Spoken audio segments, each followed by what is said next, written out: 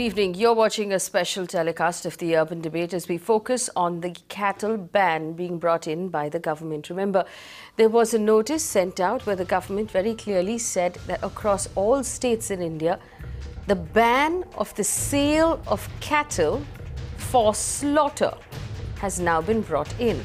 This means that nobody can sell cattle, and cattle includes cows, bulls, buffaloes, camels, calves and any other type of bovine. Nobody can sell cattle for slaughter. This includes farmers whose cattle might have paid their dues and now might be too old to work. Depriving, of course, a lot of people of meat, but more importantly, depriving the farm sector of an income. There's been a debate right now about whether or not this is good for the country, whether or not this is good for India in general, but more importantly, we need to be asking whether or not this is good for our farmers. And from the answers we're getting from our research, it almost seems as if the government has misunderstood entirely how the farm sector functions. Listen to these reactions. ये किसानों को बेहद नुकसान हुआ जब कसाई आते हैं, क्योंकि जब किसान देने के लिए तैयार है 4,000-5,000 रुपए मान लो गाय के या गाय के बछड़े के लिए, कसाई देने के लिए तैयार है 20,000 और वो आगे चल करके निर्यात में डालेगा या किसी और चीज़ में, तो किसान फिर अधूरा रह गया, वो नहीं खरीद पाया, उसके खेतीबाड़ी में एक मुसीबत आ गई। तो ये एक जो कदम उठाया हमारी सरकार ने, ये बहुत ही सराहनीय कदम है और ये किसानों के लिए। Well, in Kerala, a state that consumes a large amount of beef and which has perhaps the largest market for slaughter, the Kerala Chief Minister has condemned the ban in strong words. He said the centre's decision is unsuitable for a democratic nation. He also said the government should not decide food choices of other people. The Kerala government has called this an infringement on the powers of the state and said the decision will not be accepted. A number of political parties are now planning to challenge the decision in court. RSSന്റെ നേതൃത്വം അംഗീകരിച്ച BJP നേതൃത്വം നൽകുന്ന government, അത്തരമൊരു government RSSന്റെ നയമാണ് നടപ്പാക്കുക. RSSന്റെ നയം എന്താണെന്ന് രാജ്യത്തെല്ലാവർക്കും അറിയാം. അവരെ മതനിരപേക്ഷതയ്ക്ക് പൂർണ്ണമായും എതിര്. അപ്പോൾ മതനിരപേക്ഷത അപകടപ്പെടുത്താൻ എന്തെല്ലാം കേന്ദ്ര ഭരണത്തിലിരുന്നു കൊണ്ട് ചെയ്യാൻ പറ്റുമോ അതൊക്കെ ചെയ്യുന്ന നില RSSന്റെ ശാസന ശിരസാ വഹിക്കുന്ന BJP നിർവഹിക്കുകയാണ്. It is a serious blow to the agrarian economy. Now who is going to subsidize the aged animals? And it also does not take into consideration changing technology in the agriculture today, and is an infringement of my right here to eat my preferred food. If somebody doesn't want to eat, then let them not eat. Why should they encroach upon the food culture of states like Kerala or northeastern states? Angry citizens have held beef feasts in various parts of Kerala. Demonstrations have been held outside the secretariat at the state capital, where protesters cooked and distributed beef on the roadsides. In Kollam district, a group of Congress workers cooked beef in front of the district magistrate's office to register their opposition to the centre's decision. Yesterday, the government ordered that there should be no cattle should be brought in any market. Government is focusing on the abolition of beef in all over the nations. Our constitution is guarantees how to live and what to believe, the right to live as a fundamental right, and there onwards the government is making the people what to be eat, and the government ordered what to be eat.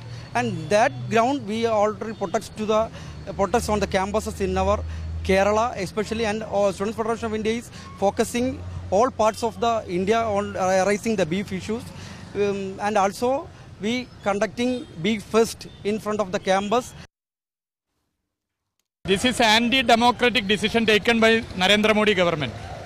It is a well-planned agenda to change the anti-government feelings from the people. The Modi government wants to divide the people and divide the trend. For that, they are doing this. This is inhuman activity, anti-human right activity. We will take this protest for the protection of our secular rights and human rights of our country. Well, that's the question we're asking this evening. What sort of an impact will this have on our farmers? Remember, 22 million jobs depend on either the slaughter or the leather sector. And these are jobs that we are going to have to look out for. The most important jobs in our country are in the farm sector. The farmers are the most important people in this country because they work very, very hard and they need to be supported in any which way we can. And it does seem like there has been a massive oversight by the government of India as far as the farm sector is concerned. Joining us right now to help us understand what this oversight could be and the extent of the oversight could be, Anil Patil is a social worker joining us in Pune, and of course Chengal Reddy is a farm activist who joins us in Hyderabad. Mr. Chengal Reddy, I'm going to come to you first.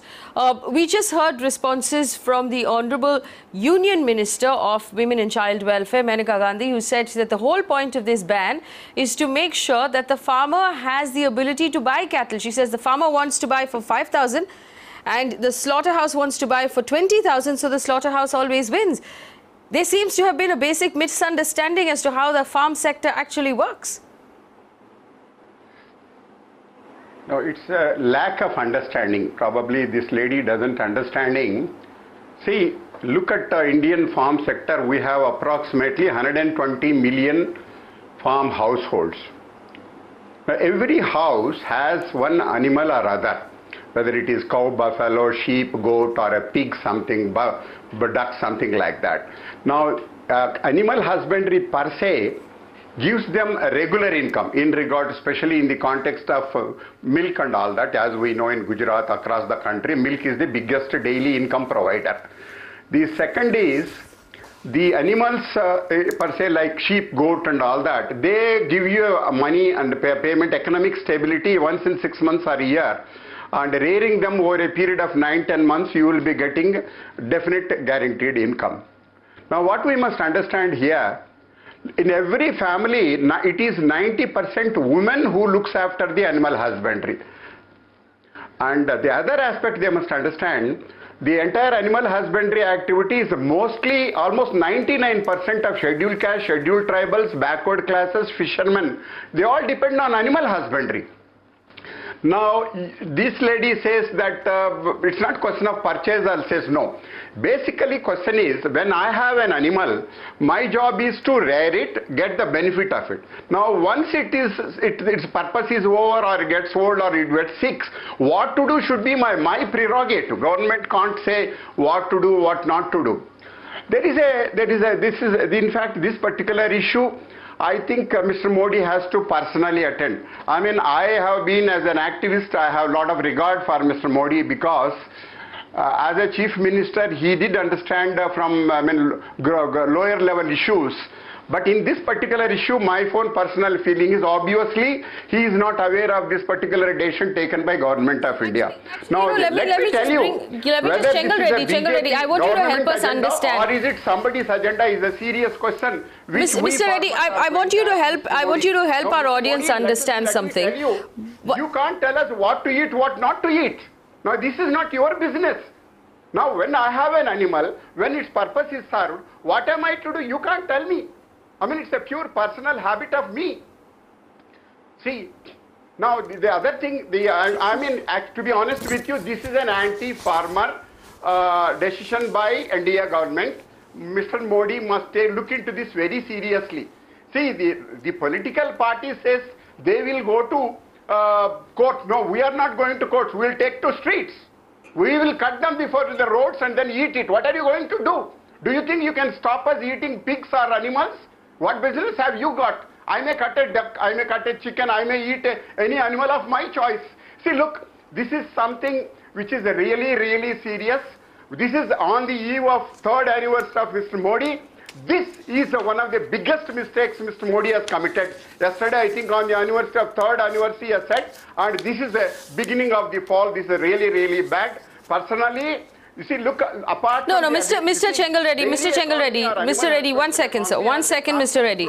I just want to help our audience understand the implication on the farmer. Right, I want to help our audience understand the implication on the farmer. So I'll go to Anil Patil. Anil Patil, explain to us this in real rupees terms right now.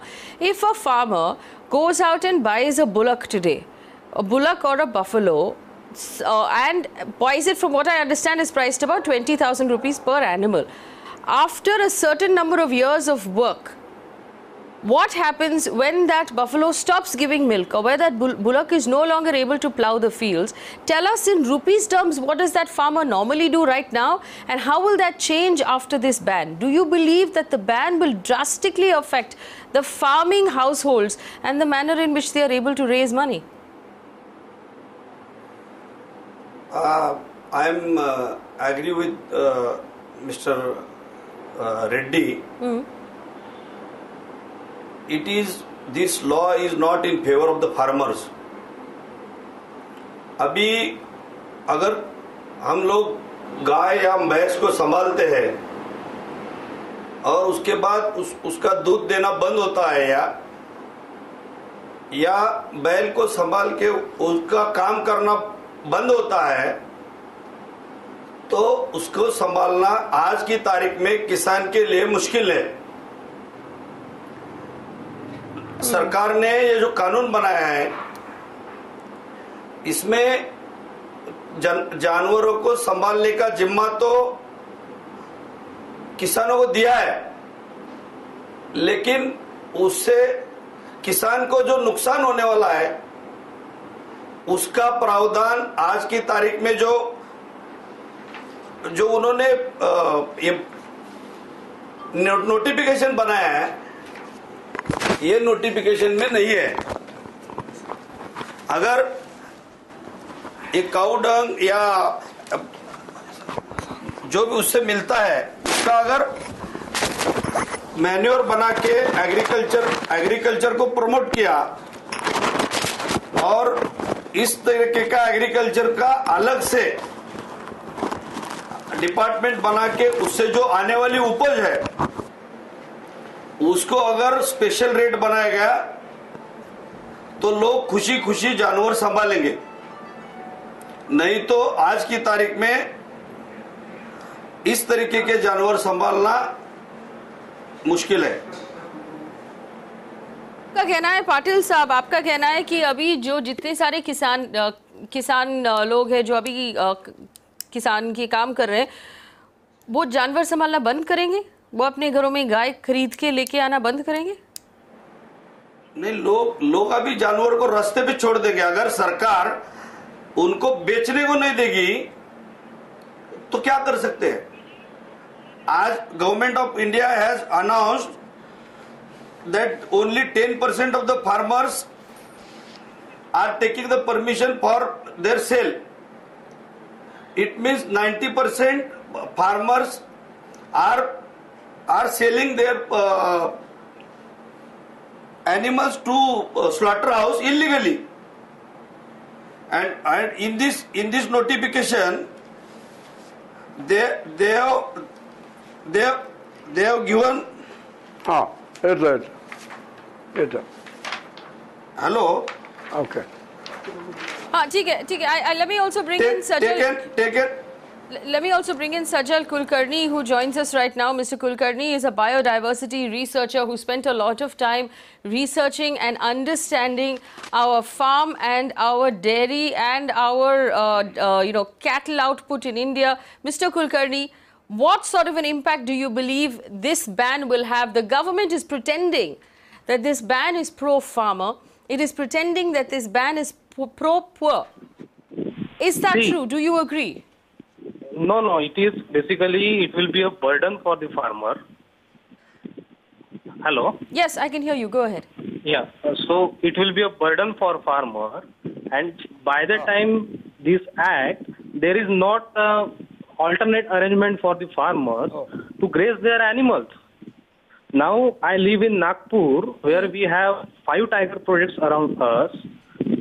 Forest department has banned these cattle keepers to graze their animals in the common lands. Where do they graze the animals? Where do they sell their animals? Where do they sell their milk products? No alternate arrangement. And this will create a problem with the livestock diversity of India. This will create a problem with the rural economy of India. You have to create alternates for this. If you are burdening something on the farmer, you have to do alternate arrangements. See, whenever there is a ban on slaughter of animals, you will see the decline in numbers of animals in that area. Right now, there is a drought condition in Bundelkhand, in some part of Vidarbha, in Marathwada, in North Karnataka. Sajal, tell me this. Do you believe that right now, given the fact that the centre has banned the sale of cattle completely for slaughter, it makes cattle unviable? It does not make sense anymore for a farmer to buy a cow for milk. Exactly. And they see, basically, farmer doesn't buy a cow or a bullock only for milk. He also rear it for manure, as well as a calf, as well as a whales also.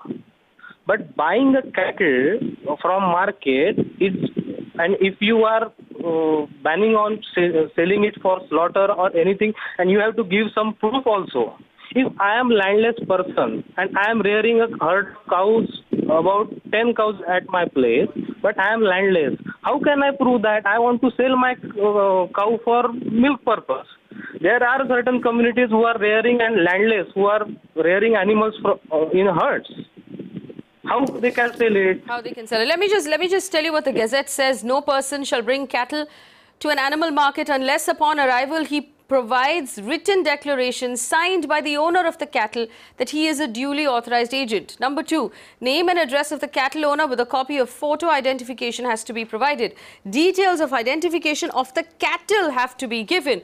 Documents stating that the cattle has not been brought to the market for sale for slaughter must be produced, and the Animal Market Committee shall, for a period of 6 months from the date, maintain the declaration that is with them. These are farmers we are talking about.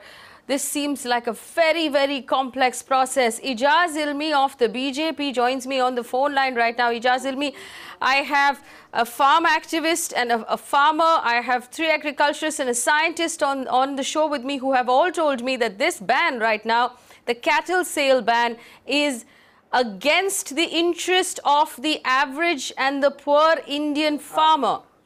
Why has the government taken this step? Well, firstly, the centre has not banned slaughter, but has introduced a new mechanism to regulate animal markets and procedures under the Prevention of Cruelty Act 1960. It makes it very, very clear that people cannot sell cattle for slaughter, and there is a procedure for making it mandatory to identify who the purchaser and seller is. Obviously, there is the minutiae of the details are immense in terms of it makes it extremely difficult for people to now smuggle cattle, to illegally kill cattle. There is certain clarity on these aspects. Also, don't forget that the rules may not say it, but the justification can be traced to the directions of the Supreme Court last year in the context of a PIL which talked about cross-border smuggling from India to Nepal, India to Bangladesh. So obviously that is why you cannot have animal markets located within 50 kilometers of the international border. So there are other issues also to be considered, and we should not only look at it from a narrow binary. Mr. Ilmi, if the animal cruelty was the main target, then why have no other species been considered for this ban. What about poultry that are also reared and transported and prepared for slaughter? Somehow poultry is just not on the list. Why aren't the chickens and the goats also being considered? Why aren't the pigs also being considered? Why is this specific focus right now on cattle? And I want to understand from you, if you're telling me that this is mainly to remove cruelty, how haven't you effectively shut down slaughter of all cattle completely across the country? Isn't this an effective blanket ban? The Prevention of Cruelty Act does not and cannot, it can only make rules on the aspect of Prevention of Cruelty Act, where the centre has precedence over the state. But as far as preservation and protection of livestock is concerned, that comes under state governments. So you are basically putting a mechanism where you identify everybody who is the middlemen in the mandis cannot take advantage of the farmers. They buy for them at cheap prices and they sell it at higher prices. There are other aspects to be considered, because it obviously, if somebody the integrated meat plants, which are legal abattoirs and slaughterhouses, they can directly purchase from the farm itself, from the farmer itself. In a sense, it does delegitimizes the middlemen in the animal markets and the mandis, which are I mean, you can see pictures across the board. Mr. Ilmi says, you're saying that right now the farmer can sell directly to the slaughterhouse? The direct sourcing, of buffaloes can be done. Only the animal markets have to be regulated. But even as far as slaughterhouses are concerned, even they need to get a certificate of anti-mortem, post-mortem. You have to have a veterinary inspector. There's 7 different mechanisms which the slaughterhouses are regulated under, which have to be complied with. But out here, defining an animal market and making sure that it's away from the international borders, these are the aspects one has to also look into. Well, I want to bring in Chengal Reddy. Chengal Reddy, I wish really the government would also do this, if we are talking about animal cruelty and food safety, also do this with chicken across the country. Do it with the fish markets in Goa and in Maharashtra. Do it with the fish markets in Mumbai.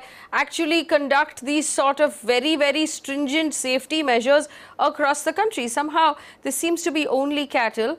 And do you agree, Chengal Reddy, that sale is still possible given all of the rules that have changed?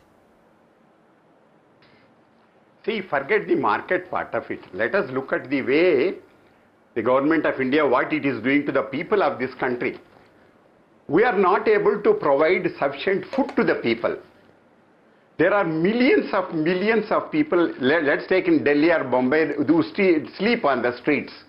And how many people, old people, you are able to provide pension? Hardly. Now, you are not able to provide human beings all these facilities. Now, you come out with a grand idea saying that you are going to take care of the old animals and have a goshalas and then take care of them. I would give a very simple example to Mr. Modi. Mr. Modi, if you implement this rule, this is going to be your government's, this is the decision you have to take. You have to convert all your collector's office, probably your governor's offices, minister's offices. I think, you know, in Delhi, probably next time you have a Rashtrapati, you will convert your Rashtrapati Bhavan also into a Goshala. What type of rules you are making? Now, this is, madam, sorry to use harsh words, this government seems to have absolutely has no idea about agriculture or farmers. In the last 3 years, Mr. Modi hasn't done one single thing to the farm sector except changing the name of the farmer from agriculture to welfare. There is no welfare for us. Now, you come out on the anniversary of your 3rd year with this order. This gentleman says, I have to take my cattle to the market yard, prove my bona fides, and then the man who purchases have to certify. What nonsense is this? This is not going to work. This is totally impractical. Only thing is, here is a peculiar situation.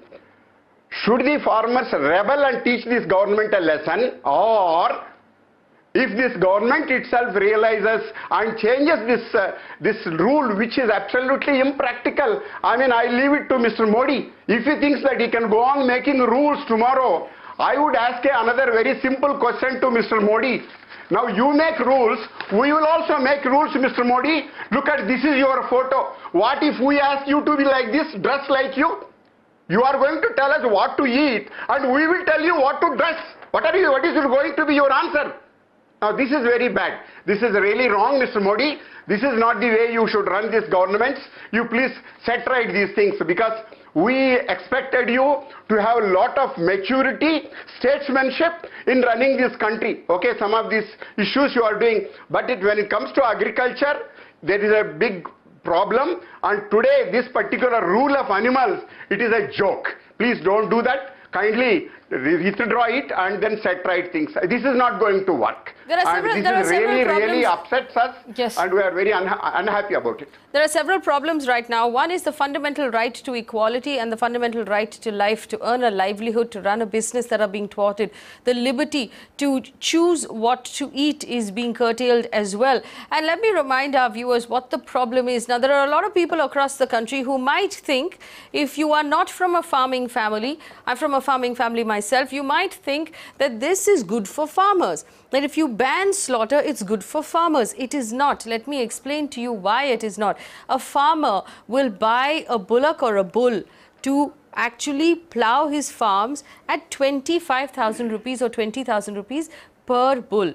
Now, when that animal is young and is strong enough to work, the farmer can sell that bull at any point for about 20,000 rupees.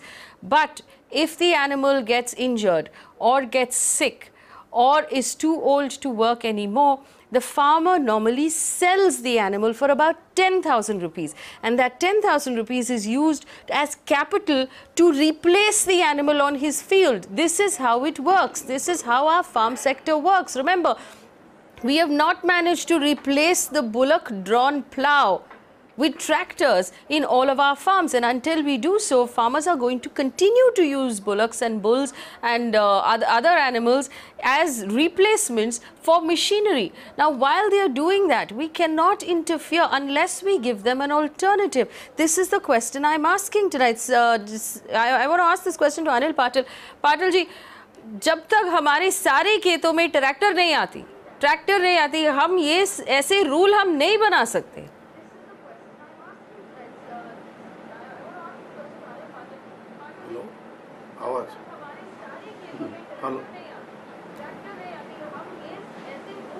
Hello. Can you hear me? Come here now. I'm not hearing properly. Mr. Patil, मैं ये पूछ रही हूँ कि जब तक हमारे सारे फार्म्स में ट्रैक्टर नहीं आते, सारे खेतों के सारे किसान के पास ट्रैक्टर नहीं आते, वो ऐसे हम रूल्स नहीं बना सकते.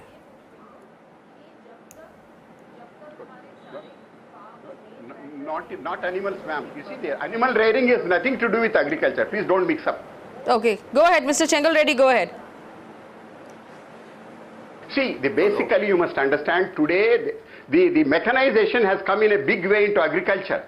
But as far as animal husbandry rearing is concerned, you look at buffaloes or cows, it's mostly milk. Then if you take sheep and goat, it is meat. Likewise, it's a pig, it is meat. Then there are other things like chicken and all that. See, these things are basically one of the best economic activity for the most underprivileged sections in every part of the country. The only, you see, here it looks like, you see, you are cutting your own legs because you want to ban eating meat and then you want to hurt the farmers. See, this is, I don't want to go into religious aspects or political aspects, but the real problem, ma'am, we almost 120 million farmers, every one of us have a substantial income on animal husbandry. In fact, that is one of the most I would say conducive locally. For example, grazing a cattle nearby, it is done by the women or maybe the householders, and the milk, of late lot of milk procurement is coming, lot of demand is coming.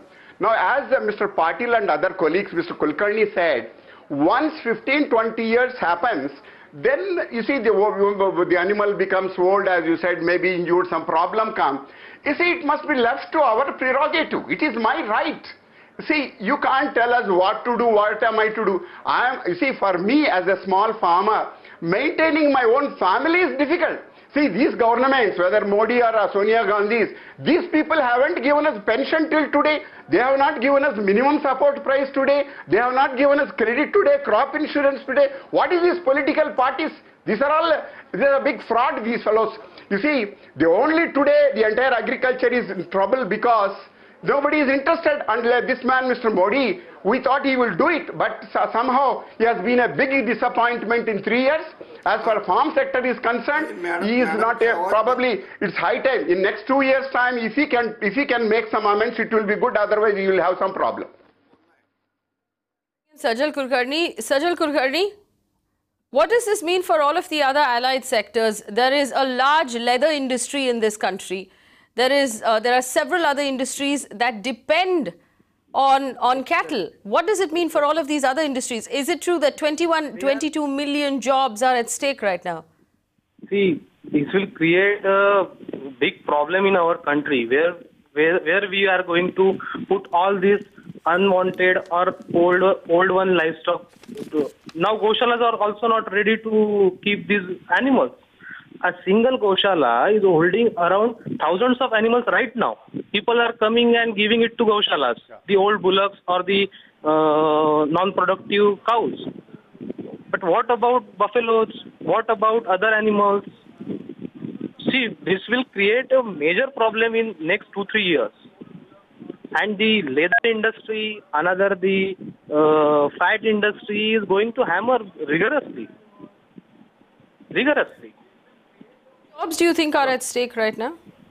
There is an estimate that it will be close to 20 million jobs. Do you think that is accurate? Exactly. It will hammer them. You have to create livestock as an asset, as an industrial asset, and management according to that. Also, tell me this, and this is a very important question we should ask as a country right now. Will the price of milk see a structural shift upwards if the cattle, if the value of actually producing milk goes up? Because now if a farmer has to actually maintain a cow or a buffalo for 12 years or 14 years as opposed to the normal maybe 6 or 7 years that they would normally have the cow for, that means that the price of producing milk will increase. Will we be paying more for milk as an entire country in the future? Sajal? Exactly. See, rearing cost of animal is going to affect milk production. And what price we are giving, average in the country, we are giving 20 rupees for a cow milk for a farmer. And we are giving 30 rupees for buffalo milk. Right. We're also joined now by Mr. Mauli Thupe. Mauli Thupe is a farmer who joins us in Pune. Mauli ji, thank you for joining us. आप बताइए, ये आपने पढ़ा होगा कि ban आया है अभी सेंटर की तरफ से स्लॉटर पे, इससे किसानों पे क्या इम्पैक्ट होगी?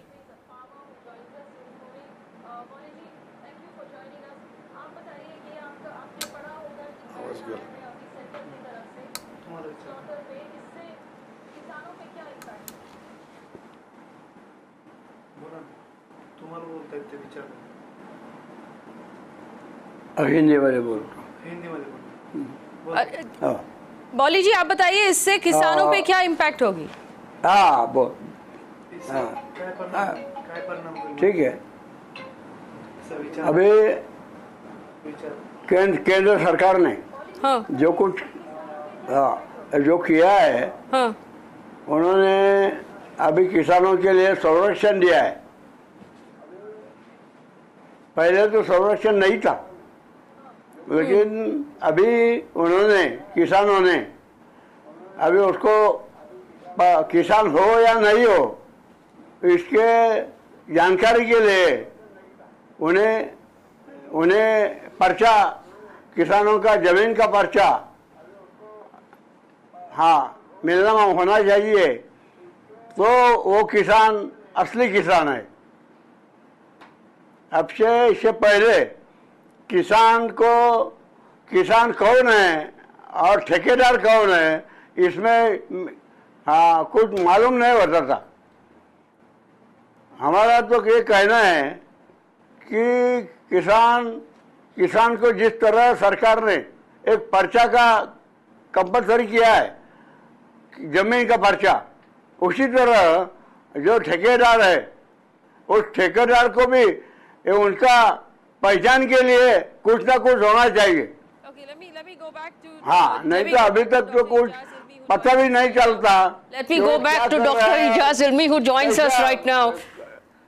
Dr. Ilmi, if you can hear me, Dr. Ilmi, if you can hear me, there is another angle to this the entire ban that has come out, and that is the possibility of the increase, a drastic increase in the price of milk across the country, because this will effectively increase the cost of producing milk. Has the government considered that possibility? I think it is mere speculation. There is no empirical data or scientific data to suggest that something like this is possible or is going to happen. But all I can say is that the illegal cattle slaughter that was happening rampantly will obviously go down. So the number of cattle is also bound to go up. So thereby the milk producing capacity in terms of volume is also bound to increase. And if that's going to enhance the milk prices or lower the milk prices, the market forces will determine that. But I'm pretty confident as the supply of milk goes up, if less cattle are slaughtered, you're bound to have a mechanism, the market forces, where the milk prices will stabilize instead of going up. Fair for you to be in Delhi and to say that there's been no scientific research. I have with me on this show right now, Sajal Kulkarni is a biodiversity scientist who has spent his entire career working with the science of Indian cattle. He says without a shadow of doubt that the cost of producing milk in the country will go up drastically, and the price of milk in the country will go up drastically, considering that this ban includes not just cows but also buffaloes, which are the main source of milk in the country. Sajal, just to clear the air for Dr. Ilmi, would you tell us one more time why you are convinced that the price of milk will go up? See, no one sells the milking animal to the slaughter or anywhere. First of all, they only sell non-productive and male animals. Another thing, the production cost of an animal is going up and up day by day. There are no grazing land. There is no fodder policy. The 1 kg of feed is going to 50 rupees per kg, and how can a poor farmer manage to milk a cow or manage a milking cow? Chengal Reddy, do you want to also throw some light on this subject for Dr. Ilmi about the fact that he believes that there is no scientific evidence that suggests that the price of milk will go up? It will almost double. It's not simply increasing. It will because look at the problem which the government order creates. Firstly, you are forcing farmer to hold on to his, the cow which is not giving milk. So you go on spending more and more. Now already the milk prices are bare minimal, nominal, and farmer just makes a minimum profit. Now you go on invest more. The feed, providing cattle feed to the milking animal will be reduced. So thereby the milk yields automatically will be reduced. But apart from milk, the biggest problem the country will be facing, as you are telling, around 20 million people. Look at the animals. We have millions and millions, and they have to be, once they die, somebody has to take out the skin. Now the skin has a very huge market across every particular product, whether it is shoes or coats or whatever it is. So who is going to replace this? Then India exports around 25,000 crores of buffalo meat. That's going to be stopped. And what about the people involved in transportation, processing, marketing, and industrial products, exports and all that? What are you going to do? As you rightly said, indirectly it will not even to 20 million, it should be more. Apart from that, look at the foreign exchange component of it. Now you are going to lose a 25,000 crores, extremely beneficial, well-organized market, all because of your prejudices. On the contrary, what happens?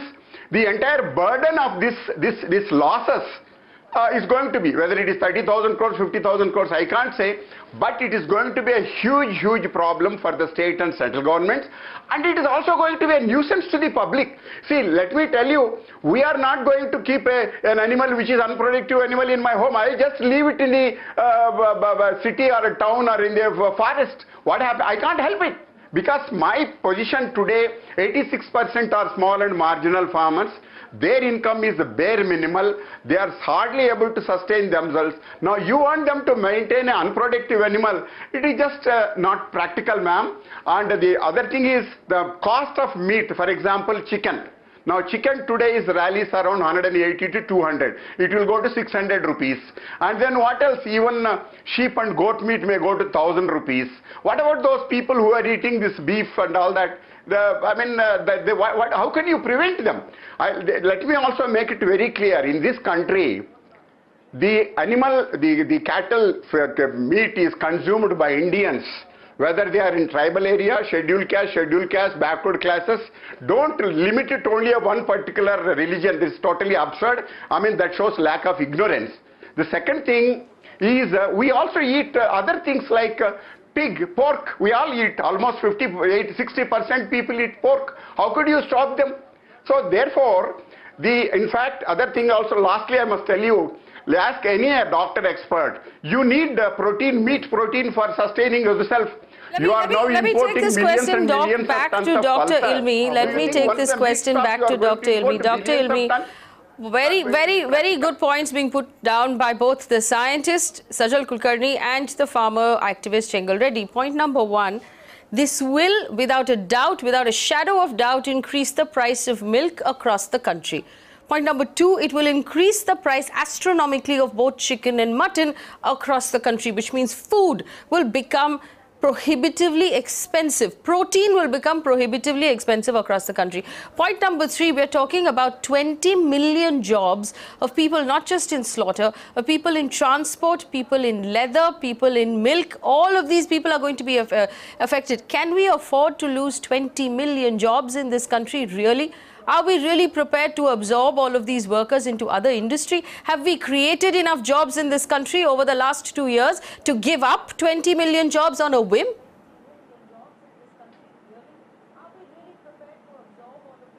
No, it's not on a whim. We had this notification on the website for Ministry of Environment for the last 6 months, emanating out of a Supreme Court order on intercattle smuggling.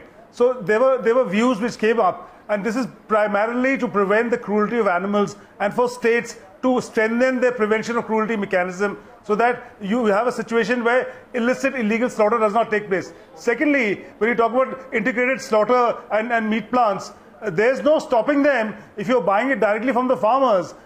So the only thing is that you can't use the animal farm market to trade in cattle and thereby promote illegitimate trade and slaughter. So you are limiting the scope of illegal slaughter across the board. Anyway, the cow is anyway banned in over 28 states. Now, when you add buffalo to it, the only thing is just like you mentioned about being in Delhi. Well, you go across. I'm just coming back from UP, all over.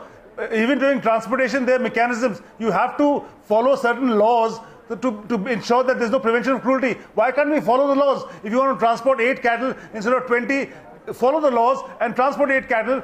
And why is cruelty not cruelty when it comes to goats and pigs? Allowed for fairy cattle. Why is cruelty not cruelty when it comes to goats and pigs? There are laws for that also, ma'am. There are laws for that also. There are laws for every sector. So the fact is this notification has come on the bovine species, but there are laws anyway prevalent in the country. But we also understand the intercattle smuggling has assumed gigantic proportions, and there's a PIL for Indo-Nepal, Indo-Bangladesh. So Supreme Court also stepped in and said, let the Ministry of Environment draft certain laws to make sure that we don't have this situation. One of the things in this. So you're perfectly comfortable. You're perfectly comfortable, Dr. Ayaz Ilmi. You're perfectly comfortable at this point, for the sake of stopping illegal smuggling of cows, to completely put our farmers, our marginalized farmers, at risk of starvation, because you want to stop the smuggling of cows. No question of that. No question of that. We are only ensuring that the animal market has regulations. The farmer can buy, the farmer can sell, and the farmer can buy. With the traceability of the animal is important. The question of traceability of animal is also important. Who is the purchaser, who is the seller, a record is going to be kept. So the illicit trade, the people who trade in shadows, that is the one that gets targeted. So you are telling me that the government wants to announce that I am the purchaser or I am the seller. Every farmer in the country, every buffalo in the country will now need to be traced. Is that what you're telling me? Another Aadhaar card for animals. No. You tell him, Mr. Modi will have a beautiful scheme you can trace an animal. All the animals in this country. Another Aadhaar card for all the animals. Then he can take up trees also. I mean, it will keep everybody happy, and he can go on giving a lot of statements. Mr. Chengal Reddy, it's a serious debate. It's a serious debate, Mr. Chengal Reddy. Let's stick to the points instead of making fun out here. You're a farm activist. Don't take it so lightly. Let's have a serious debate. Sajal Kulkarni, I want to ask you this question. Starting Sunday is the holy month of Ramzan. Given the fact that this ban has come in now, Sajal Kulkarni, what will happen to the price of other meat like mutton? Definitely it is going to rise the price. But another thing is, what about the corruption? The man who will in a market will certify the animal, he will involve definitely in corruption to pass the animal. And right now another my colleague told that there is a ban in 28 states in India on cow slaughter or bovine slaughter, but illegal slaughter is going on the basis of corruption itself. What is going to do with this act? You have to prepare a plan for management of unproductive animals, and you have to create assets for the farmers to rear these unproductive animals as well as the productive animals also. We don't have fodder policy every state. We don't have grazing policy. And what is going to work with this act? How you can feed these animals? Ijaz Ilmi, please answer that question if you're comfortable answering that question. Okay. Yeah, I need to come in. All I'm saying is that the agricultural supply chain is being separated from the meat supply chain. There is a clarity out here. Then secondly, under Prevention of Cruelty Act, you are coming out with specific mechanisms and minute details of housing and in terms of transportation and who can sell, who can buy, and traceability. Secondly, on the issue of illegality, obviously, if somebody is committing an illegal act anyway in a place where cow slaughter is banned, he's doing an illegal act. He should be hauled up under the law. So this law is for legal situation. The illegal people who slaughter cows illegally anyway should face the wrath of the law of the land. And states which permit these things have their own laws. All I'm talking about in 28 states where it's already banned. It's not the BJP government that has done something. It's been for 1955 onwards, for the last 30, 40, 50 years, we've had cow slaughter ban in this country under Directive Principles, Article 48 of the Constitution. So what is so new out here? If you're notifying something to regulate animal markets and to regulate and to prevent cruelty to animals and the bovine species, so please look at it from that aspect. As far as direct sourcing of buffalo is concerned for slaughterhouses, the act is very clear that you can directly source it from the farmers. And you see the All India Meat Export and Livestock Federation, yes, they're saying that the trade will be affected, but that doesn't stop them from directly sourcing to their plants from the farmers itself. The middleman does get cut out in the whole under this notification. I want to bring in Anil Patil. Anil Patil जी, आपने सुना अभी कि doctor Ejaz इल्मी ने क्या कहा कि आपको लगता है कि एग्रीकल्चरल सोर्सिंग और स्लॉटर की सोर्सिंग को अलग-अलग किया जा सकता है? और is this one and the same thing? Is it the same pipeline? इसको अलग-अलग नहीं किया जा सकता है, इसलिए नहीं किया जा सकता है कि एनिमल को संभालने का काम किसान करते हैं और किसान को जब उसकी जरूरत है वो उसके काम को आता है तभी वो संभाल सकता है। जब वो काम का नहीं रहेगा तब वो संभालने के लिए काबिल नहीं रह सकता किसान। आप अभी जो जिन्होंने बताया, आपके अपने पंतप्रधान नरेंद्र जी मोदी ने एक अच्छा प्रोग्राम किया है, ऐसा मैंने सुना है कि अभी पर लैक्टेशन काऊ का जो मिल्क मिलता है 2000 लीटर आता है, उसको बढ़ाने का काम के लिए एनिमल हस्बेंड्री डिपार्टमेंट काम कर रहा है। ये अच्छी चीज है, लेकिन इसका मतलब ये नहीं कि जो काम के जानवर नहीं है उनको भी संभाला जाए। अगर ऐसे जानवर संभालेंगे तो किसान कमाएगा क्या, खाएगा क्या और जानवरों को खिलाएगा क्या? आज की तारीख में किसान के पास बहुत सारी मुश्किलें है और आपने ये पढ़ा होगा तो इसमें पांच लोगों को लेटर देने को बोला है।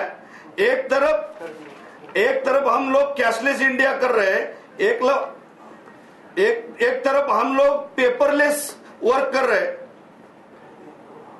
और दूसरी तरफ किसान को 5 लोगों को अगर उसका जानवर बेचना है तो पेपर देने पड़ेंगे। ये मेरे ख्याल से ठीक नहीं लगता है। Said Anil Patil is a social worker who works with farmers in Maharashtra. Now respond to that, Ijaz Ilmi. You're talking to... madam yes. Madam और एक चीज है जी, बोलिए। और मैडम आज की तारीख में कैटल को बेचने के लिए मनाही है, इसलिए बफेलो को बेचा जा रहा है। अभी जो कुलकर्णी साहब ने कहा वो सही है, आने वाले दिनों में मिल्क के रेट बढ़ने वाले हैं और जो दूध देने वाली बफेलो है उनको आज काटा जा रहा है, स्लॉटर हाउस पे भेजा रहा। और दूसरी चीज ये है कि इलीगल स्लॉटर हाउसेस चल रहे हैं। Point of view, Ijaz Ilmi.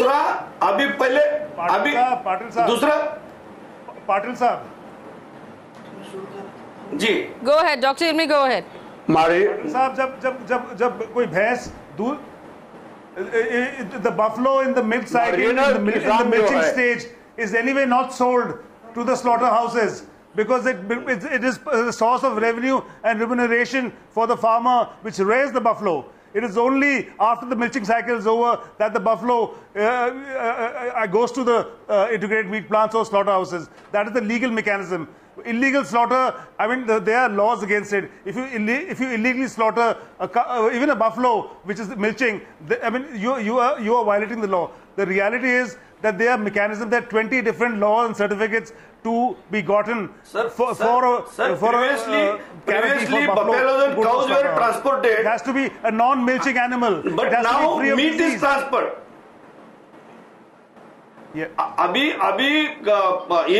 Illegal वे से बफेलोज को और काऊ को काट के मीट का सप्लाई कर रहे हैं। The slaughterhouse cannot accept a milching animal. The slaughterhouse cannot accept a milching animal. The veterinary Dr. officer, Ilmi, no farmer sells a milching animal. No farmer sells a milching animal. Chengal Reddy, does any farmer sell a milching animal for Chengal Reddy? Why would they sell the milching animal if it's giving them revenue? Normally, if I had a milching animal, I would not sell it. Remember, I would earn from the animal. Farmer, there are some emergencies. Why would I sell a milching animal? Like for example, there is an emergency. That's exactly our health point. problem. He needs some money. Or maybe children education. In those emergencies, he sell. Otherwise, normally farmers will not sell their milk animals. But as far as sheep and goat is concerned, during every season, he will cull out some of these male ones, whereas the productive ones, he will keep it up. See, this is what the government of India must understand. The whole of animal husbandry sector is extremely well organized. There may be some problems like quality parameters, maybe some, this slaughterhouses and all that. You must see that they are set right. Not that you want to change the whole thing and do something which is beyond your comprehension. You can't even understand what animal husbandry is. See, therefore, Now this particular rule which says, I don't know who brought it, how it was brought, and the meat but I supply think chain, that is Mr. exactly Modi what must you are asking my own immediately question. reconsider and remove this thing. Otherwise, it will have enormous implications for the farmers. Leave the industry, the political parties, but we farmers are going to suffer. Like Mr. Kulkarni and Patil said, one of the nuisance things will be this corruption, especially at the lower level. And nobody is going to stop this slaughter. Nobody is going to stop this eating of beef. What is this nonsensical orders by this Mr. Modi's government? We can't understand. See, this is too big a country. It's highly complex. We have highly divergent people and cultures. We are already integrating and working in a systematic manner. He has no business to interfere in this. He cannot. I think it's high time. There are arguments. There are arguments being made right now that this particular rule. The government has every business to put out rules under prevention of cruelty of animals. I'm glad the government is thinking about prevention of cruelty to animals right now. But the points that we are making tonight, aside from prevention of cruelty to specific animals, the 22 million jobs that are at stake in this particular industry, whether it's leather, whether it's transport, whether it's milk, packing of milk, transporting of milk, selling of milk, all of these jobs are going to be at stake. Also, consider the price of milk. Can we afford as a country right now to have the price of milk, to have the price of chicken, to have the price of mutton skyrocket? The farmers and the scientists on our show just now have told us they're expecting milk, chicken and mutton to at least double in the next couple of months in reaction to this specific ban, which means that food and specifically protein will become prohibitively expensive in a country where children are malnourished and already starving. We cannot afford this. Animal cruelty or anything else that you might have right now as reasoning for this ban cannot and should not risk our farmers. Our farmers should be your priority. How can you do this? How can you make food more expensive for the Indian population and make life more difficult for the Indian farmers?